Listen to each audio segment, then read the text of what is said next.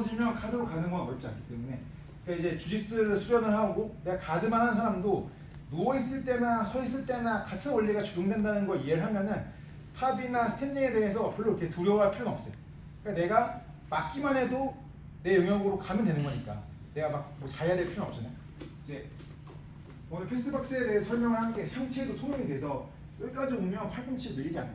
여기까지 오면 팔꿈치 밀리지 않고. 근데 이제 이 높은 언더훅에서는 팔 프레임이랑 싸우기에는 좀 유리한데 허리나 다리가 편해요 지금. 그리고 이제 그 흉추 쪽에는 날개뼈랑 뭐 갈비뼈랑 뼈가 많으니까 제가 꽉 눌러도 흉추는 그렇게 타격을 안 해요. 뭐 이렇게 숨쉴 공간이 좀 있거든요. 근데 갈비뼈부터 골반 사이에는 아무것도 없잖아요. 그래서 요추 쪽을 제가 꽉 누르면 허리가 좀 죽어요. 그래서 바디락이 낮은 바디락이 있고 높은 바디락이 있는데 여기에서 낮은 바디락은 대표적으로 미키 로드 같은 사람들. 그 사람이 잡으면 허리가 끊어지는 거죠. 높은 바디락은 조셉 첸 같은 거. 밀려나지 않는 위치에서 그냥 패스하는 거예요. 조셉 첸한테 내가 이게 압박감을 크게 느끼지 않는데 밀어내지를 못해요.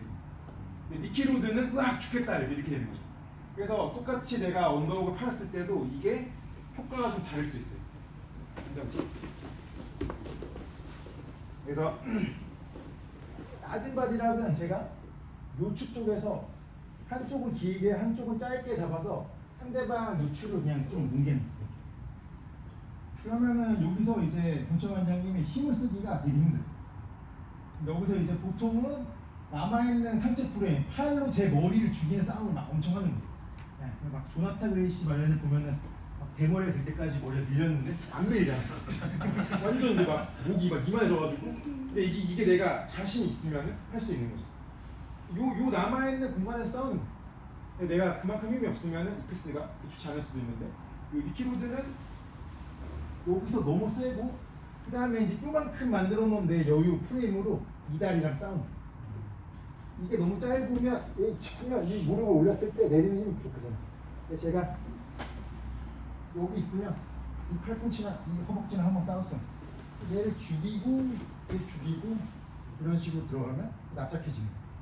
근데 이제 남아있는 이쪽 다리에 대해서 이 다리가 저를 끌어안으면 이 다리는 저를 밀어내는 역할을 포기한 거죠. 저를 밀어내는 역할은 포기했지만 붙잡는 기능이 강해지는 거예요. 그러니까 나는 이 사람한테 안 밀어나기는 좋아졌어. 그래서 그냥 하프가드 패스로 계속 진행이 돼요. 근데 얘가 훅이 들어가면 얘가 나를 잡는 기능이 강화된 건 아니지만 차는 기능이 아직 남아요. 그래서 요 다리에 대해서 싸울 때 방향성이 보통 두 가지가 있는데 옛날에 많이 쓰던 방향은 얘를 너무 누르면 힘이 없고 그 다음에 내 양쪽 골반 중에서 이쪽 골반이 뜨면은 기울어지는 거죠. 이렇게. 근데 이쪽 골반이 뜨면은 저쪽으로 미끄러지는 거니까 안 떨어지는 거예요. 그래서 버터플라이가 됐을 때 이쪽을 깔아주면 이 발로 저를 차도 저는 어차피 미끄러지니까 이렇게 싸울 수가 있어요. 이게 스매시하는 방식으로 얘를 치우는 거고 이 다리가 저를 찰 때 아까 설명한 것처럼 이게 먼 쪽 프레임이란 말이에요. 먼 쪽 프레임이 힘을 받으려면 엎드리는 각이 나와요. 그래서 와진스키를 보면은 등을 잡은 다음에 여기서 내 소매를 잡고 그 다음에 여기서 엎드리는 각을 만들어서 밑에 발로 깽깽이 뛰어가지고 따라오면 제가 이 팔을 더 이상 못 짚으니까 넘어집니다. 와진스키는 절대 평평하게 눕혀진 상태로 있잖아요. 겨드랑이는 파이더라도 옆으로 누워있는 자세를 만들기 때문에 엎드리는 각을 보면서 밑에 발로 한번 추진력이 생기는 거예요. 와진스키는 체급도 크고 한데 절대 평평하게 와진스키가 평평하게 누워있는 시간을 한 3초 이상 캡처해보세요. 거의 나올 수가 없어요. 옆으로만 누워있으면 됩니다. 이 사람. 이 구조가 얘가 받침대고 매트랑 나 사이에 이쪽 어깨가 받쳐놓고 우리 둘 사이에 얘가 훅이 돼서 날 잡아 끌어주고 내가 더 이상 가지 못하게 한번 잡고 본인이 한번 더 뛰면 됩니다. 이렇게 뛰면. 그래서 이 구조에서는 부처원장이 너무 세요. 내려와. 그러니까 이 다리는 원다리이기 때문에 엎드리는 구조에서는 강. 반대로 여기서 날 버터플라이로 차는 거는 의미 없는 거예요. 그래서 조셉 첸 아이트라이포드 같은 경우에는 제가